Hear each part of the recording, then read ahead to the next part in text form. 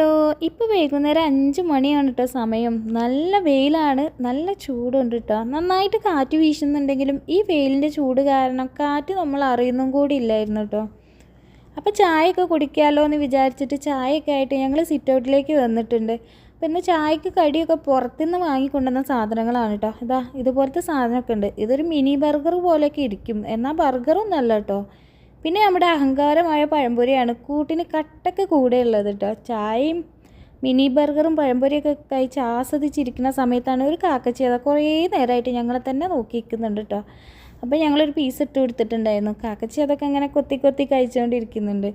കുഞ്ഞാറ്റാണെങ്കിൽ പിന്നെ ഇട്ട് കൊടുക്കുന്നുണ്ട്. പിന്നെ ബർഗറിൻ്റെ ഉള്ളിൽ എന്താണെന്നറിയാനുള്ളൊരു ആകാംക്ഷ ഉണ്ടായിരുന്നു. അതിൻ്റെ ഉള്ളിലുണ്ടായിരുന്നത് ചിക്കൻ്റെ പീസസ് ഉണ്ട്, വെജിറ്റബിൾസൊക്കെ ഉണ്ട് കേട്ടോ. നല്ല ടേസ്റ്റ് ഉണ്ട് കഴിക്കാൻ, ഞാൻ വിചാരിച്ച മാതിരിക്കൊന്നുമല്ല. പിന്നെ കാക്കച്ചി ഒരാളെയും കൂടി കൂട്ടിക്കൊണ്ടുവന്നിട്ടുണ്ടായിരുന്നു. ഇതാണ് കേരളത്തിൻ്റെ ഭൂപടം പോലെ കുഞ്ഞാറ്റ കഴിച്ചു വെച്ച പഴംപൊരി. ഇതെന്താ ഇങ്ങനെയെന്ന് ഞാൻ കുറേ ആലോചിച്ചിട്ടുണ്ട് കേട്ടോ. പിന്നെ കുറച്ച് മാങ്ങകൾ ഉണ്ടായിരുന്നു. നല്ല മധുരമുള്ള മാങ്ങയാണ്, ചെറിയ ചെറിയ മാങ്ങയാണെങ്കിലും നല്ല മധുരമാണ് കേട്ടോ കഴിക്കാൻ.